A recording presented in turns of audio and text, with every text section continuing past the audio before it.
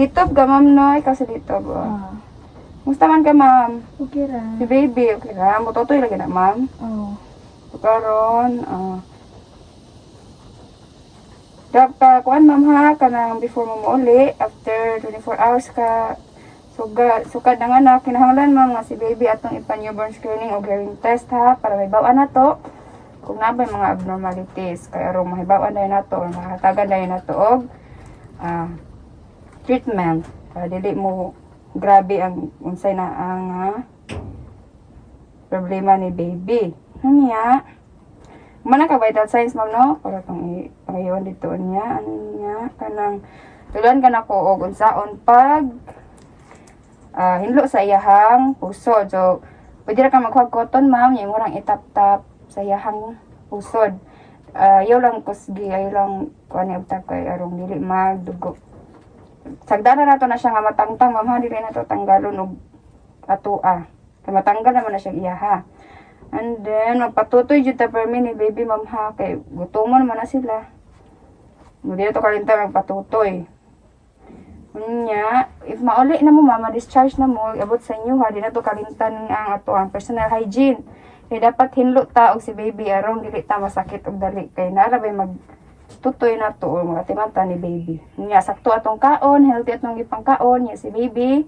Permi na to patutoyon, ha. Nga si baby mo dapat hinlo kanunay, ilisag diaper, ligoon, padili dali sakit. Nya ang imuha po, maghinlo po ka sa imuha og sa imuhang tutoy kay para dili ka ma-infection na si baby mo tutoy biyanan nimo. Then naram kay kauban sa inyo, ha, ma'am, no? Oo. Na pwede imong bana or imong pamilya, pwede naman sila makatabang nimo. Unya, family planning. Naram kay family planning, ma'am, no? Maana. Dili ito nakalimtan, ma'am, ha, para dili dayon na ito masundan si baby para mas maatiman na to. So, mga after 3 ka tuig, pwede na nato sundan si baby kay makaatiman naman po ta o bata. Unya, ang katong magpatutoy ta, ma'am, kinahanglan nga mga sa unang kabuwan makapatutoy ta ni baby. Kaya po kayo nagtabang ni baby para healthy siya, di siya dali masakit niya. Kanang after na, pwede na ka magkapakaon ni baby o lain, like kung gusto kag mga Cerelac o lugaw, pwede na naman sa gula ng iyang breastfeed. Unya, ay ang imuhang gatas. Unya, magpa-immunize ta ni baby, di na ito nakalimtan, ha. Para dili-dali masakit si baby or makuha og mga infection. Unya, tagaan ka na kung schedulean ka na mo. O kanus ako magpa-immunize niya, pwede na ka sa inyong center or pwede ka balik diri. Kung asa ka mas pabor magpa-immunize. Unya, kung napo kay makabantay po ka og mga dili maayo ni baby, like di siya mututoy og tarong. Unya, og malibang siya na ay tubig or dugo, dapat din nato na baliwalaon, ha, o magsuka si baby.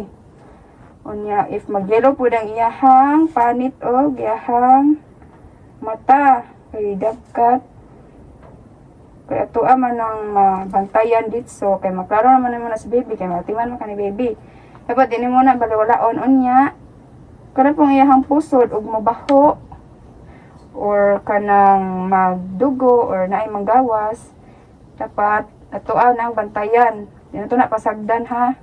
Ikaw po, mother, dapat magbantay po ka sa imong kaugalingon. Huwag na kay pangbation. Dahil karon o mag-bleeding ka. Anya, kung mulapas na ngayon na imong bleeding og 2 ka semana, dapat pa-check up ka dayon. Or basig dili na mawat 2 ka semana, balik ka diri.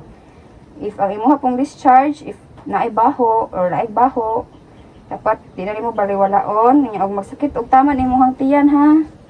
Basi makaingon na ka nga normal na nya dugay na sige sakit. Di naman na pasagdan. Nya if kita na kay tahi, nakatahi, no. So if mo sakit nagtaman siya, pa-check ka diri, balik ka or musaka imong temperature. Anya kanang if sa mo tutoy magsakit na or mamuwa ka nang mugahi bitaw, sakit to yan. Dapat atuan ang i-test. I-check na to na diri o okay ra ba imong breast, makapatutoy ba si baby.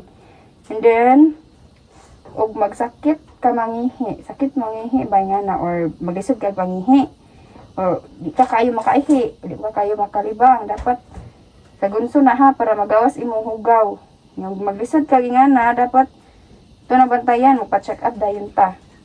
Para iwas sa mga sakit or mga infection. Nga, magpatuto si baby, patutuyo na to si baby. Dapat makatutoy si baby atong nakatutoy ba si baby gani ha pag nakaanak na ka? Nakatutoy na. Na batati kaya na mama kanang colostrum kay daghan kay na benefits nga makuha. Unya kanang mapatutoy ka pwede ra na nimo gamiton nga family planning basta consistent na ka magpatutoy ni baby. Unya kato dapat 6 months ka magpatutoy ni baby. Unya katong imong nipple ha dapat rapuhan na nimo daan before ka magpatutoy ni baby kay mo man ay kanon ni baby so dapat hinlo na.